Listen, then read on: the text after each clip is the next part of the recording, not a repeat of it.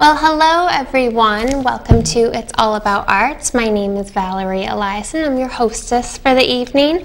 If you notice to the left of me, this is Miles Benson, one of my good friends. He's going to be co-hosting with me. So as you may or may not know, Glenn was just appointed the chair of Boston Creates, this great new organization that Mayor Walsh has just put together. So he's out doing some artful, creative things and putting the city in good directions in terms of art. So if you want to catch the show live and you're in the Boston area, you can tune in. We're on Channel 9 if you have Comcast, and it's bnntv.org if you'd like to check us out online. We stream live. I think it's midnight in Paris, so good night, Paris. So Miles, what have you been up to? A lot, actually. I've been doing a lot of working on my comedy. Yeah. Because I told everybody here the last time I was here that you heard it first, that I was like interested in making a movie. So I'm kind of working on that right now. And I realized the only way that people are going to watch or want to see anything that I do is if it's going to be funny. So I'm trying to work on my comedy, comedy writing, and actually I'm trying to get more into acting too. I really have no interest in that, but they were like, oh, you know, you're personable, you have a good face, you know, like you might actually be able to meet some people, you know, in the industry and who might be interested in making movies. So I got to check out one of your stand-up routines. That was really fun. Yeah. It was sort of like a group improv class, or you set out sort of scenes. Yeah, it's actually we do it through Improv Boston, and it's actually a sketch writing course. Okay. So it's not stand-up or improv, but no worries. There's a lot of like, different things there. No, it's the sketch writing is where we it's just a bunch of writers in a room, and we create these sketches, these comedy sketches, and the one that you came to was just kind of a table read, which was really boring. I don't know why they had us do that. But really? I thought it was awesome. Really? Thank you. You don't have to just say that because we're on TV. No, I swear, I'm not just saying that. It was good. I liked it. That's good. But no, this time this class is actually sketch writing 301. So it's kind of our graduation, and we're actually going to be hiring actors and actually staging a full-on performance with like lighting and whatever kind of special effects we can with like a screen behind us and all that stuff. So it's going to be really great. So we're kind of in the writing process right now, like figuring out our sketches, and it's a whole world I am not accustomed to at all. But I'm really excited because I'm all about trying to take myself out of my comfort zone and sink or swim, right? Exactly. Jump right in there. Miles 2.0. Miles 2.0. Boston, I feel like, has so many great things going on in terms of art and the directions that everyone's going in. I know one of the organizations that we're affiliated with, Boston Main Streets, they do great things with events going on around the city. I know they do different art events, and they do the farmers market. It's a volunteer-driven organization, and it helps revitalize the business district in the area. And it sort of makes the communities more community-like. It's a really great program, and we're really happy to be affiliated with them. It'll be going on 3 decades this fall, I believe. So what they do is they sort of go into an area and see what the demographic needs are. Maybe they need a comic book shop, or maybe they need a pet store, and they help bring in those stores, and they help local businesses and small businesses come together, and then they form promotion committees to help bring people down into the community. As you may know, the great Roslindale Farmers Market just opened on June 6th. Are you a fan of farmers markets? Yeah, big fan. Oh, big fan. There used to be one right up the street from me where I lived in Brookline. Went there all the time. Yeah. I miss it. Oh, it's awesome. So it just feels good to like buy from actual farmers themselves and not just the grocery stores. Yeah. But yeah, we work with them a lot, and they're really fun. That's great. It's always good of our part of our affiliation with them. So tell me more about this movie you mentioned last time. Is it in the works? It is. It's in the works. I'm sort of scaling back my expectations, because one of the other things that I mentioned here is to set yourself up with like smaller projects. That way there you finish it and you don't have this like big thing that's sort of looming over you. You know, like if you just get little pieces done, just like a sketch a day or like a drawing a day or whatever it is that you do. So the bigger version of that, I'd say, would be like if we're talking about making a movie or something like that, I'd say like make a short movie, like make a Vine or make a, you know, a Snapchat too or something like that, but in a creative way. So, you know, that's what I'm trying to do right now. So I'm trying to write like a really short movie, just kind of get like my my video production chops underway and figure that whole thing out. But yeah, so it's going really good. It's about an adventure between me and my best friend Kenny, who I think that you may or may not have met at one point. I believe I've met. Yeah, he's a good guy. It's something that we experienced as a kid, and as kids rather, and we're kind of taking it to the big screen. So it's definitely going to be a comedy. Yeah. That's awesome. Yeah, it should be pretty I'm glad good. you're so involved in the arts. Yeah, me too. Yeah, I never stop. Literally every single day, every hour, I'm working on something completely different. That's awesome. I have all these little different ventures that I'm trying to take. So you got to keep going. You got to keep rolling with it Totally. to improve yourself and better yourself and just grow into the artist that you want to be. It's got to keep creating. Speaking of, we have two really, really great artists on the show tonight. We have Sonya Kovacic. I hope I'm pronouncing that right. And we have Dan McCole, who has been here a couple of times before. He's a great artist also. Nice. So we'll be meeting them. But before we meet them, I just want to remind everyone, if you would like to be a part of the program or like to come on and share some art with us, you can go to the website bnntv.org. You can also find us on Facebook. Make sure to like us. Have you liked us on Facebook? I have. Good. Yes, Okay. absolutely. Or you can call in also. The number 617-708-3290. So you can call and ask me a question, Miles a question, one of the guests a question, or if you just want to sit back and watch and relax and eat a bowl of popcorn, that's fine too. So we're going to take a quick break, and when we come back, we're going to have our first guest on the show and find out a little bit about him and his paintings. So we'll cut a break and stay tuned. Don't go anywhere.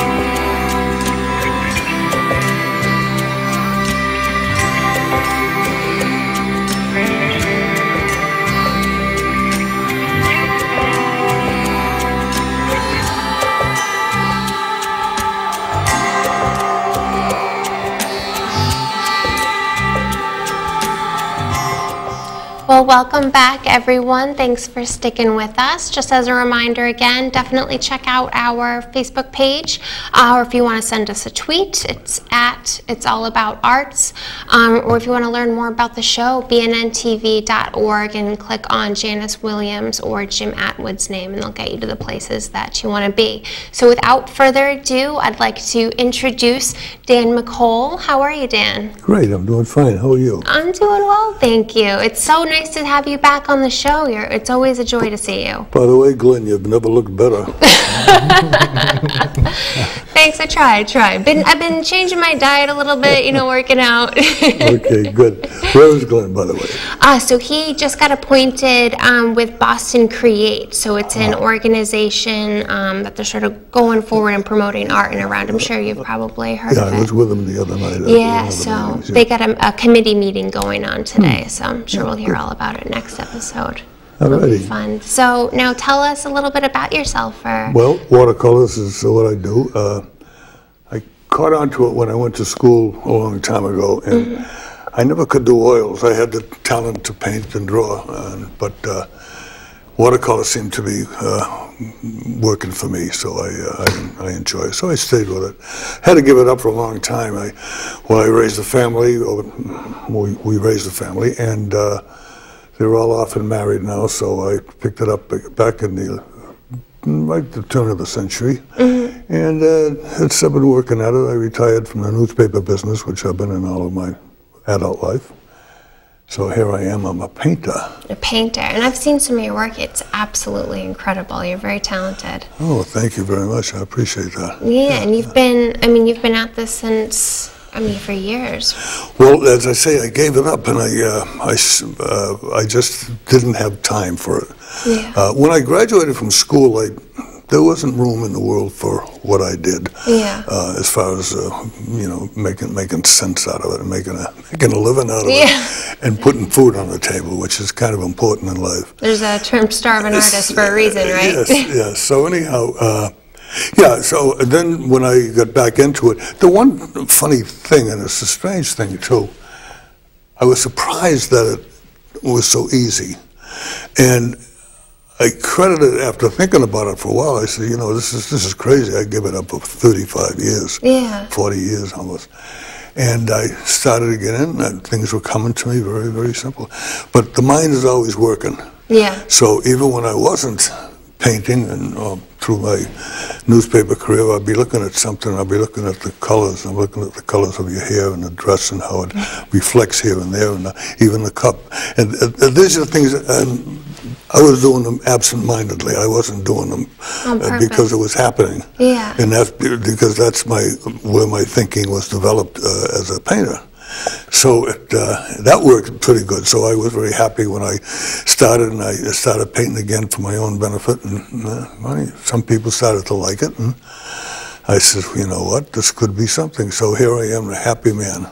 I think I'm doing what I should be doing. You're definitely fulfilling your calling. That's for sure. I think that's a great sign of real creators. You don't even sort of subconsciously pull inspiration from anywhere you go. Like you said, you walk by someone, you see a color, and it sticks with you. Oh, good. You could see that every day. You walk by something, and all of a sudden, one day it hits you. Yeah. It's strange the way it works. It was your mind. I have a friend that he lost both arms in Iraq. Oh, jeez. And he's a painter. Now, he has a mechanical hand here, and he has really nothing here because it's up to the shoulder. Yeah. He was right-handed before he went in the service. He learned to paint with his left hand with the mechanical hand. That's Peter incredible. Damon, he's down in Middleborough. Great guy, and he's a good painter. Wow. And it shows you it's all up here. It has nothing to do with the hands, but people paint with their feet, paint with their teeth with a brush, and they do remarkable work. So whatever you got to do to create, right? The brain or the mind handles everything that you need. Yeah. That's for sure. We have some of your pieces here, some images of them that you brought into us today. We'd love to show some of them. Sure. Now talk to me about this one. This is gorgeous. That's Havana. And I was down in Havana a year ago, right before Christmas. I had a chance to get down on a cultural tour. That's incredible. I've wanted to go to Cuba. Yes, and it proves I have culture, which is... Oh, yes. And we enjoyed 10 days there, and it was really a remarkable place to be. The people are great. They're waiting for things to happen, and you can see it in their eyes. They won't say it because things could happen to them.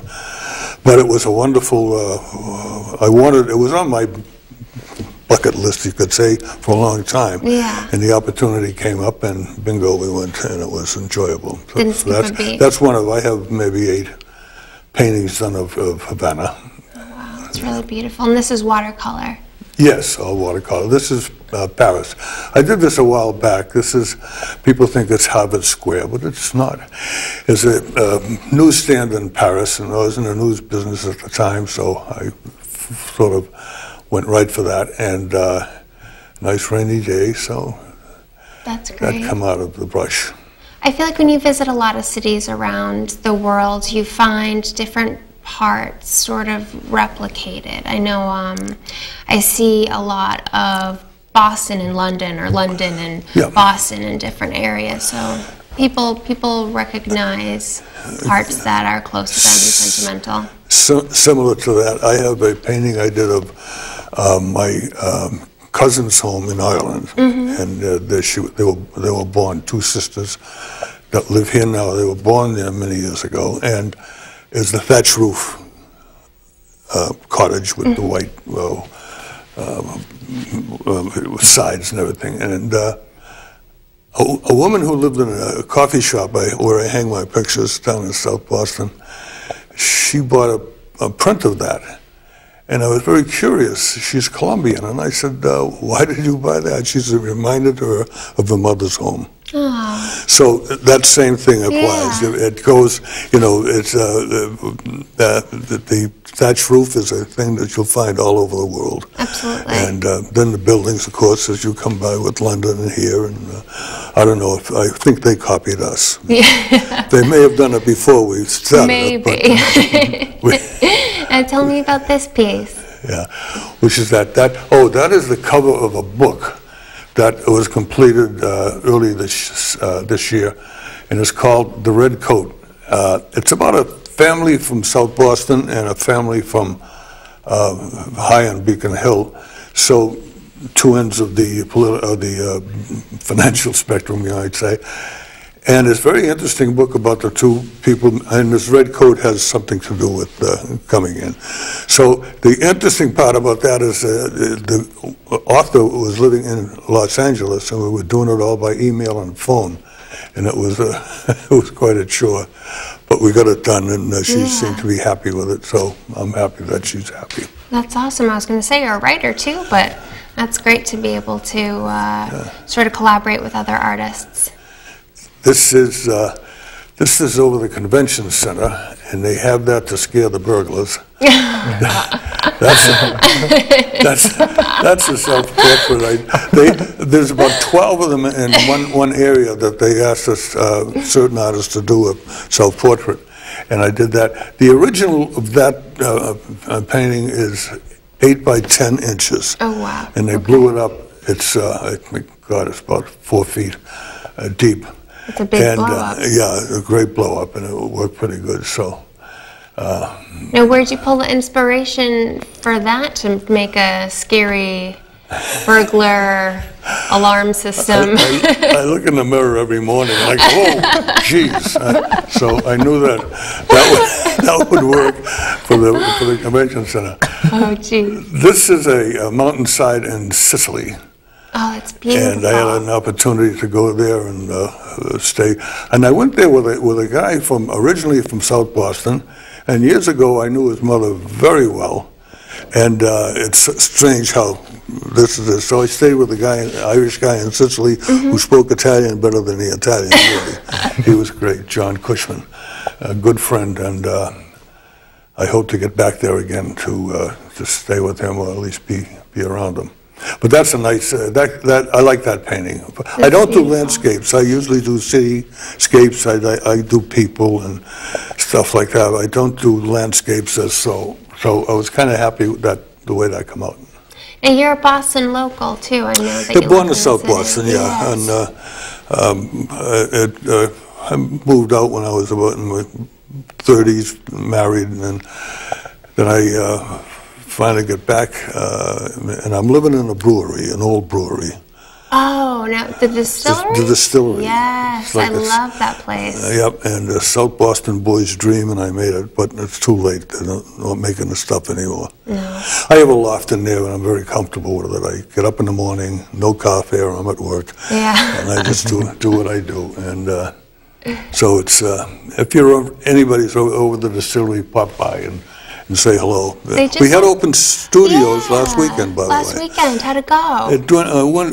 I enjoyed it very much, and a lot of people come in, and we traded a little painting for a little bit of cash, so nice. It worked out good. Miles, have you been to the South Boston Open Studios? I think I have. When I think you and Alicia maybe had something there at one years point. and I think I years was ago. there. Yeah. It's I such love a it great there. place. Yeah. Yeah. It's a nice place. It's easy to live, yeah. It's like a maze. I feel like the building in itself is a piece of artwork. Anybody who comes to visit me, I say, call. Yeah. I'll come down and get you. Can't find your way in. There's an area there where you're on the 4th floor, you open a door, step over the threshold, and you're on the 5th floor. I haven't figured that out yet. It's 2 different buildings with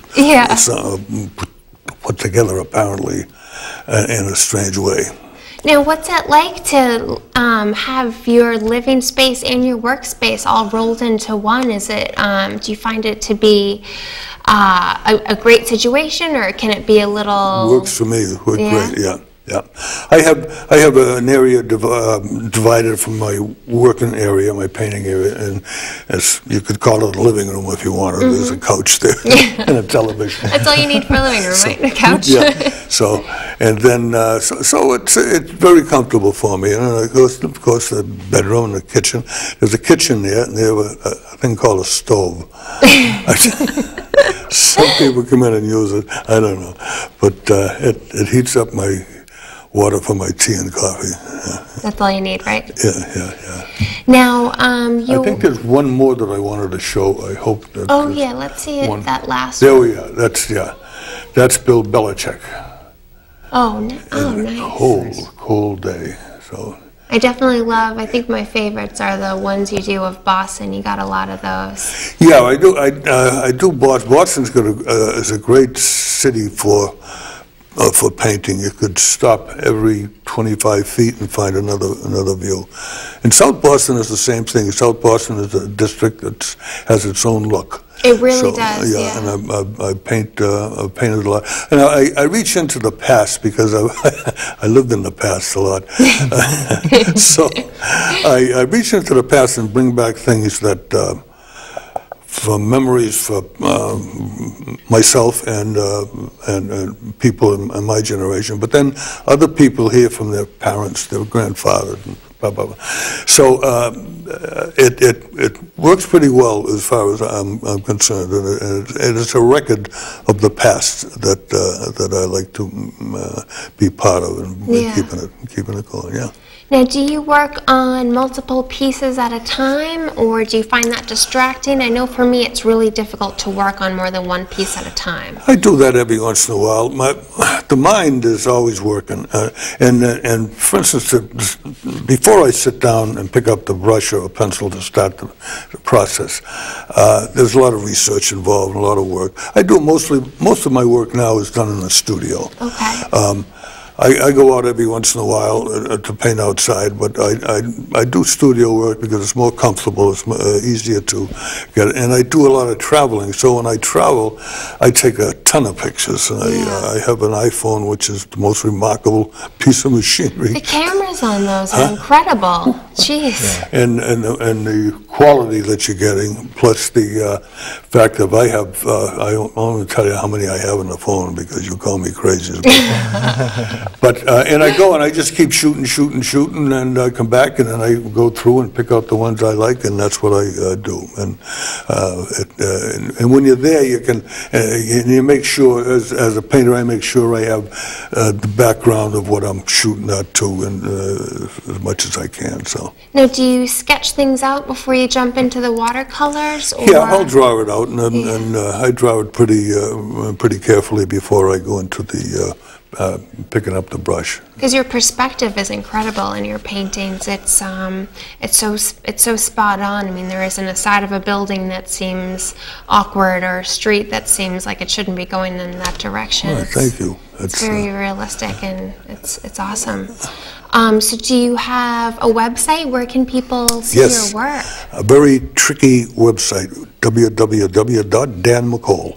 It is tricky. Yeah. Lucky you got that. I made it purposely tricky for that. And I haven't figured out what the passwords are all about. And, you know, what do they do? Because I just got my computer back from putting it into the shop. Yeah. And thank God it's working back. But what does the password do when I get in all kinds of trouble running that machine? I don't know. Well. Now you have another side project that you've been working on. Yes, and I want to. This is. I didn't have it on the push pin. What I have. This is called the Lighthouses, and the Lighthouses on Broadway. Now, this is just a showing in the when we had our opening in the Artists for Humanities building. So we have what it is 8 foot tall, 2 foot wide, and they're cut out looking like a lighthouse with a little knob on the top. And people paint whatever they want on it. And we started off with kids, with Young at Arts group, and out of the South Boston Community Health Center. By the way, I'm president of the South Boston Arts Association. Oh, wonderful. And we combined together, so we started with the kid. Now, then we started, people came and asked us if they could do one, especially nonprofit groups did them, and elderly people did them, little kids did them. And we had 150 of them all done. So we're starting the project again. That's one view of it. There's another, to give you the perspective of the people. And by the way, if you see this one somewhere, tell me about it, because that was stolen from the street in South Boston, which is a terrible thing to do. That's Jack Kennedy. There's one more I do want to show you, and this is where they're out on. These were out on Castle Island before they tore down this place, but they all circle around. A lot of people have seen, and people are impressed. The big thing about this is kids are doing painting, and they're not in some library, or they're not in some corner of a school or something. They're outside on the street. People walking by, on the buses, driving by, and they're seeing them, and the kids had a great feeling about that. The families, everybody was involved, and it just worked out to a great advantage. Well, that's a great thing to be a part of, I'd say. It was. So your website, danmccole.com, easy enough to remember. Yep. And you're in the distillery in South Boston. In the distillery in South Boston, So anyone can pop in at any time? Anytime at all. Give a call and get in touch. Anybody is welcome aboard. Oh, wonderful. Well, it was so great to have you on the show again. It's always a pleasure to see you, and to see your work is just astounding. I love it so much. I'm getting to like you more and more. Oh, thank you. So we're going to take a quick break. You're always welcome back. You know that there's an open door for you. So thanks so much for joining us. Well, thank you. Yeah. So we're going to take a quick break. When we come back, we're going to have another wonderful artist to talk to. So don't go anywhere. Stay with us, and we'll be right back. 1, 2, 1, 2, 3.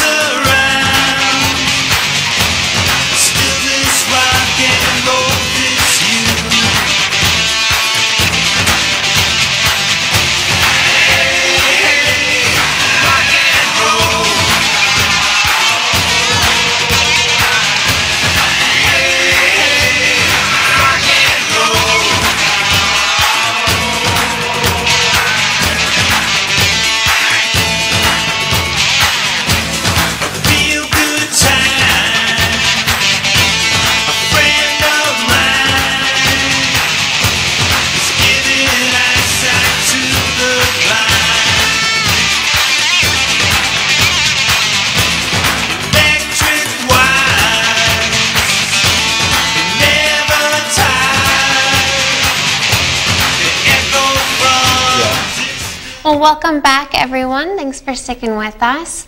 Definitely check us out on Facebook. We want to get up to that 500 like mark. So if you like us, it helps us like ourselves a little bit more every day.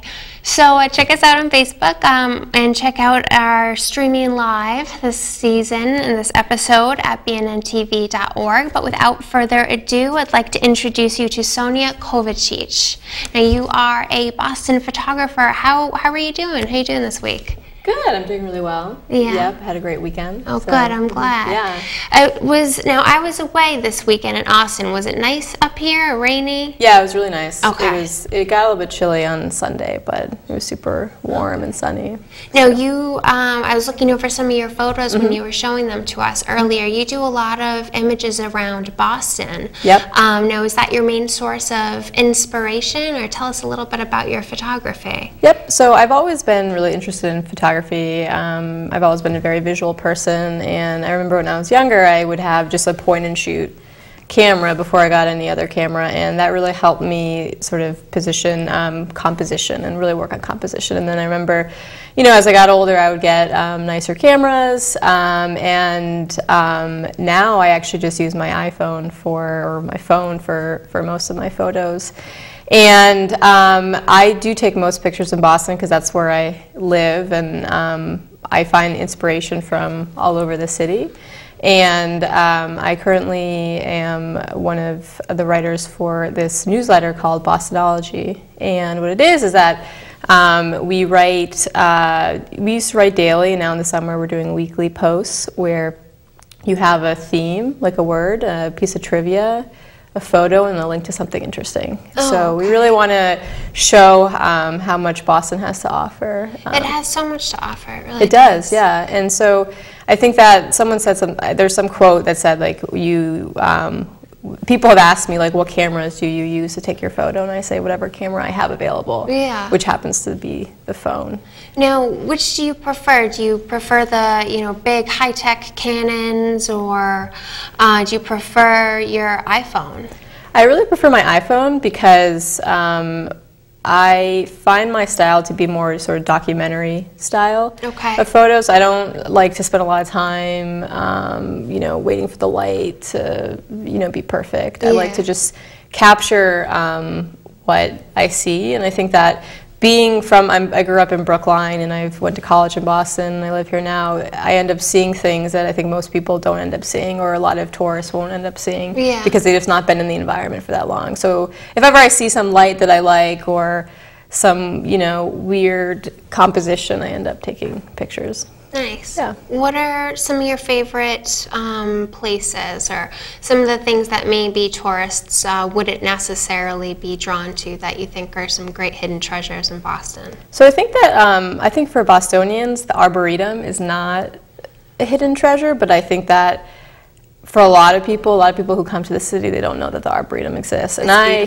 it's amazing. And I used to live in Jamaica Plain, and when I lived there, I lived just 10 minutes away from the Arboretum. And before that, even when I went to school at Northeastern and I lived in Brookline, I never really would go to the Arboretum. And I would go, as much as I could, and I would take photos in the spring and in the winter and in the fall, and so you could see the seasons change, which was really great. So I think that is whenever I meet someone that's new, I tell them, like, you have to go. It's amazing. To the Arboretum. It's a very unique thing. Oh, it's awesome. I just moved to Rosendale. It'll be almost about a year. I've been in the area for about 6 years in Brighton, Allston, but I live right next to the Arboretum, and just being able to walk over there, and even with those huge snowstorms we had this winter, seeing people ski and snowboard throughout it, amongst all the trees from all these different continents all over the place. It was awesome. It was so cool. Have you ever been to the Arboretum? I was hanging out at a cafe one day, and there was somebody who was like, oh, I'm visiting Boston, whatever, and they were like, oh, where should we go? And they were like, oh, you gotta check out Prudential Center, and, you go to the top of the hub, and then go to this mall. And then they were like, and that was it. I was like, the Arboretum. How can you not suggest that? So then that person left, and I was like, listen, I'll give you the real scoop on Boston. Yeah. So, yeah. Oh, that's awesome. I love it there. It's really, and to be maintained by Harvard, too, of all places, so you know that they keep up with it. Yeah. Now, we have some of your images that we were going over before. I'd love to share some of them. Definitely.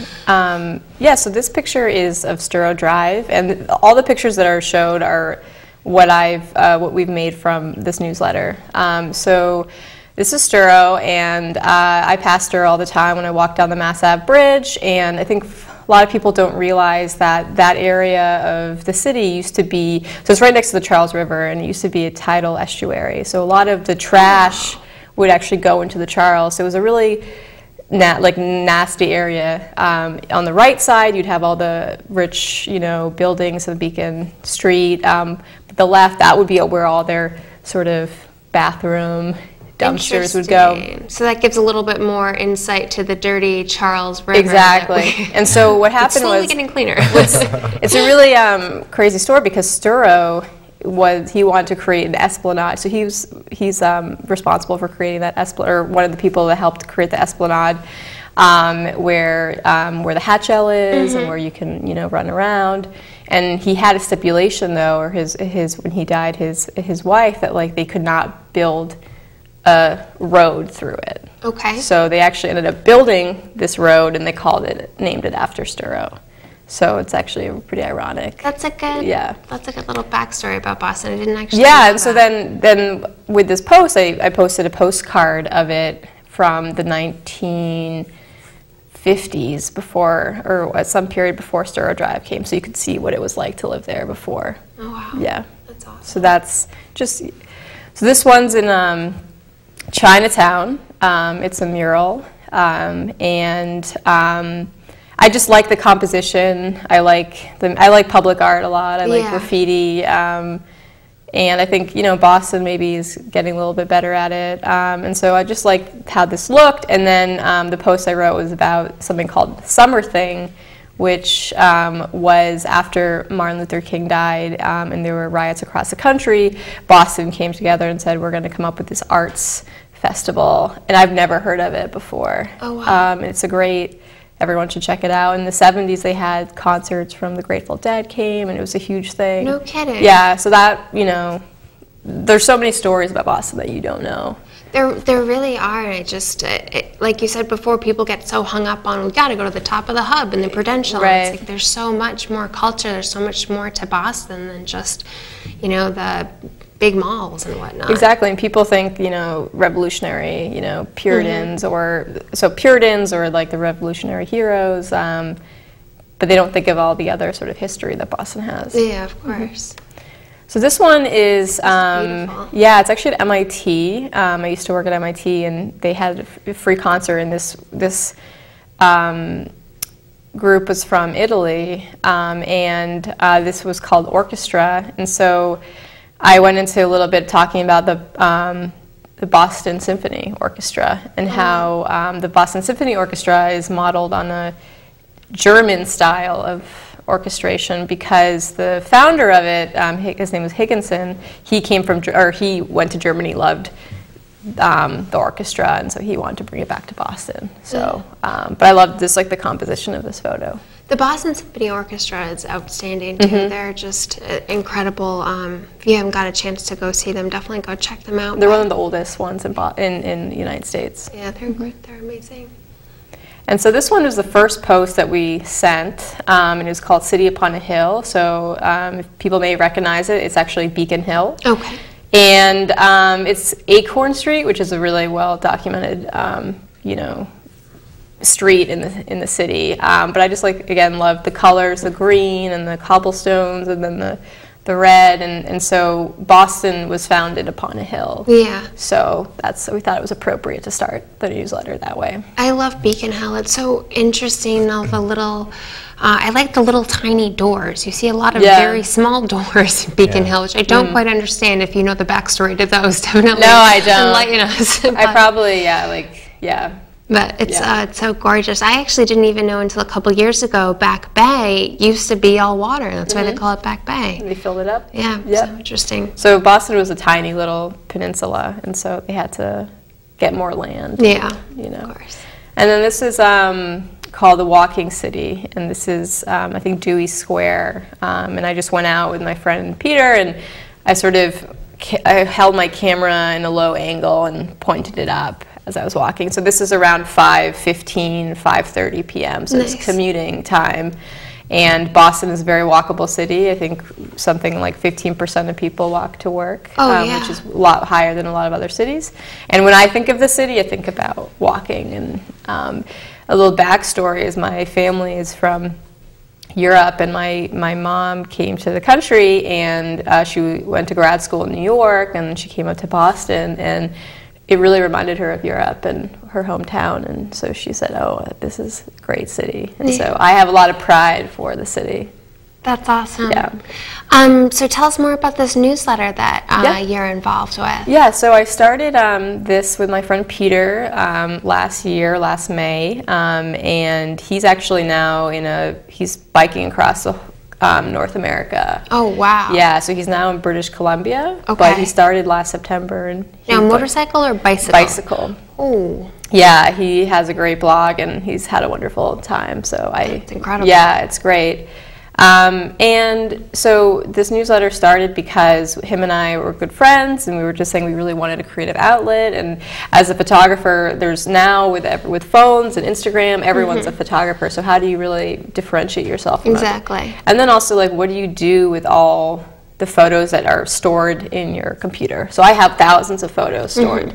So we were talking, and he's like, what about we do something about Boston? And we both love trivia, we both love history. Yeah. I have a million photos. And we also, one big motivation was we really wanted to show that, like, Boston has a lot more to offer than what people think. Yeah. And that there's so much more to explore. It's growing every day too. Yeah. Especially with this Boston Creates project that's going on. Yeah. It's amazing to see how much it's evolved even over the past year. And like as a who love the arts, like, I love New York, and there's other cities that I find that embrace the arts probably a little bit more, but I think that we're getting better at it, and Definitely I hope that right track. Yeah. So where can you find this blog or this newsletter? Yep. So if you go to bostonology.org, you can sign up for the newsletter, and you can see the archives. And we also have a website accompanying that called bostonologist.org, and that's where you can see all of the pictures. Nice. Now, do you do all your pictures primarily for the newsletter, or do you have your own side projects, or other than Boston, where do you pull some of your inspirations from? So I think that I used to, when I was in college, I studied anthropology, and I actually lived in South America for half my college career. So I was in Argentina and Ecuador, and I actually got to go to Cuba as well. And so I really was inspired to take a lot of photos, just documenting my surroundings. And then now, that I graduate college and I have to have a job and work, it's primarily focused around the city, but I love wherever I go to take photos. Yeah. And my newest thing has been, just because you can get really compulsive with the photo, with your camera, with your phone camera, is if I go on a hike, I went to New Hampshire last year and went on a hike, and I brought a disposable camera so that I only have 20 pictures, and I have to pay attention to the composition, and then I don't consume my entire time on my phone. It's hard to be present sometimes when you have the ability to always. I completely agree. I know what you mean. I often find myself, I go to different gallery exhibits or concerts even, trying to capture the whole thing on my phone. It's like, I'm here. Why? I'm experiencing it right now, And I think for many artists and many photographers, it's really like a compulsion. You can't not do it. And it can be hard. And I wonder, my grandfather actually was a photographer in Serbia, and he was a wedding photographer as well as he was in the World War II. And I can't imagine taking wedding photos with a film camera, because he had film and that was it. And developing. Exactly. And oh my gosh. Yeah. So for me, it's like I did a few weddings, and it's, you take thousands of photos and you find a good one, and that's good. Definitely. I can't even, I'm sure that they didn't take nearly as many as wedding photographers do nowadays. No. But developing all those pictures in a dark room. And what if you missed that one photo? That one, yeah. Yeah. Exactly. And I forgot to mention that a big part of my newsletter is we bring in photos, or like the Boston Public Library actually has a lot of their photos collection on Flickr, so anyone can see it. So I've pulled from them a few times of just showing, this is a picture of 2015, this is a picture from 1915 or something like that. Oh, that's so awesome. we had a really fun one in Mass Ave Post where there's a picture of Harry Houdini. He was like bundled up, and then he had to jump in the Charles River, and it was all these women in like long dresses and him with his chains. So yeah. It was really cool. They escaped isn't that the escape from the water? Yeah, I think he was like bundled, he jumped in the river, and then he somehow managed to escape. Now, was this when the river was still really dirty? No, I think this was yeah. So I've heard that Charles River is actually pretty clean now, and that people have actually, I don't know if you're supposed to be swimming, but people, and I've heard the beaches in Boston are actually cleaner than beaches in Miami now. So South Boston's got some great beaches. You wouldn't think, but my gosh, I love going down there and just laying out in the sun. I actually went to Castle Island for the first time last year. It's a beautiful place. It's amazing. Yeah. I never knew it existed. Well, thank you so much for being on the show. Now tell us the website again for the newsletter. Yep, it's bostonology.org. Okay, and all your information's on there? Yep, all my information, email. Awesome. Yeah. Do you have your own personal website too, or do you do most of yours through the newsletter? That has been my biggest creative outlet so far, right now. And then I'm, working on other projects, but I have nothing really online. Oh, that's awesome. Well, I'm excited to check out the newsletter definitely. online. You should sign up and tell all your friends. And you should sign up. And we'll definitely put it on our Facebook page. Yeah, that'd so everyone can check it out. I love hearing the backstories to Boston. They're really fun. It's nice to meet someone that's so passionate about it. Well, thank you so much for being on the show. It's such a pleasure to have you, and you're always welcome back. We'd love to see how the newsletter progresses over the next months or year or whatnot, to see how big it goes, and to hear about your friend that's cycling across North America. If anyone wants to read about it, if you go to packpedal.com. That's awesome. Yeah, you can read about it. Well, we're going to take a quick break, and when we come back, we're going to do a short little Val's View and then wrap up the show. So, Sonya, thanks so much for being with us. So we'll be right back. Don't go anywhere.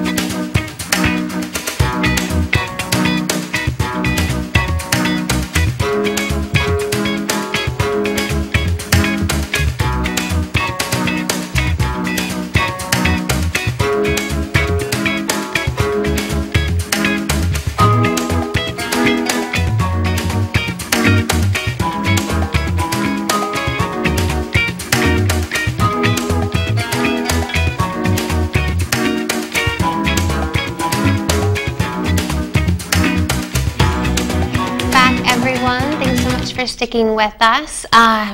Such a great show to have those two amazing artists, and to have you here, Miles. It's always such a pleasure, and I love hearing about all the things that you're doing, creating so much. Thanks. Yeah, we need our own show. Yes, we do. Just you and I. The Blondes. I feel like we riff really well. Yeah, I definitely agree. Riff. That could be the name of the show. Riff with. So let's see. If you missed the show today, definitely check it out on YouTube. We try to post it up as quickly as we can. And we've been sort of the guinea pig for this new archive of putting the shows on bnntv.org. So you can definitely go check them out there. Again, find us on Facebook, like us. Helps us like ourselves. So so I got a short little Val's View to bring up for you. A couple little things going on in and around the city. So first on our list, we have the City of Cambridge Dance Party. Now I'm really excited about this because who doesn't love a fun dance party?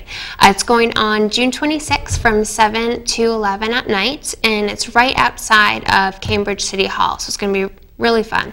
It's going to be thousands of Cambridge residents and visitors who gather in front of the City Hall for this annual dance extravaganza. Really fun. There's going to be light shows. There's going to be dancing. There's going to be just a great sense of community, everyone boogieing down, and maybe you can have a couple drinks too. But it'll be a really fun night. So second on our list, we have Romeo versus Juliet. So this is also going on June 26th from 2 to 3 p.m. So you can always check this out before the dance party if you'd like to double up your events for the day. It's going on at the Joan Lawrence Park. So the Anthem Theater Company presents a unique spin-off of Shakespeare's Romeo and Juliet. There's going to be 6 actors playing all 30 roles, and they're going to be singing tunes from the baseball golden era. The Shakespeare classic will be reinvented into a sort of vaudeville baseball rivalry inspired play. So really interesting take on Romeo and Juliet. So if you like the classics, if you like baseball, we combined them. You go check it out. So third on our list, we have the Berkeley Summer in the City, concerts at the Lawn on D. So Lawn on D is a pretty new area in Boston. I think it's only, probably only been around for maybe a year and a half or 2. Don't quote me on that. But they've been doing so many amazing events, so many great rotating art exhibits have been in and out of there. So now this is going on every Friday this summer from noon to 2 p.m. So you can take a break from the office every Friday, enjoy games and music designed to send you back refreshed and recharged for the rest of your day. You can sort of power through that last half of Friday before you get to the weekend. There's going to be food trucks there, so you can go and have your lunch at some of the yummy, great food trucks that we have in Boston. Rotating art exhibits, and maybe play some cornhole. Is that the game where you throw the sack in the? Yeah, it's a good game. I know they have some of those there. So definitely check that out. Those are all such fun things. It's always my pleasure to bring to you the great events that are going on in our awesome city of Boston. So Miles, what'd you think? What'd you think of the show? I had a great time. Yeah. I loved all the guests. Oh, good. It was really interesting. Yeah, it was great. I love coming here. Well, we love having you. You're always welcome back whenever you like. Thank you. Can't wait to hear more about this movie that you have going on too, as it progresses. Yeah, me too. So very exciting. I'll try to keep coming back here because this is the first place that I unveiled it a little bit. So I feel like I owe it to the show, to be the first person to always come back with more information. You're keeping our viewers in suspense. Right? Yeah, totally. Everyone's on the edge of their seat. Yeah. All right. Well, we'll come back in 7 years when it's done. And then hopefully. Awesome. Well, Miles, thank you so much for coming and hanging out and interviewing guests and just being the awesome you that you are. No, thank you. No, thank you. Well, we're going to wrap up the show. That's it. This was a wonderful show. We had some great guests, and you can check it out on YouTube or check it out on our Facebook page a little bit later. So thanks so much for everyone that tuned in. And as Glenn likes to say, keep in the forefronts of your minds our mothers, fathers, sons and daughters, nieces and nephews, cousins, friends on foreign soil. Go out, do something creative and artful, and do it for them. And also do something creative and artful for yourself too. You got to keep creating every day, like Miles said. So thanks so much. It's been a pleasure, and we'll have Glenn and I back next week. Thanks so much, everyone.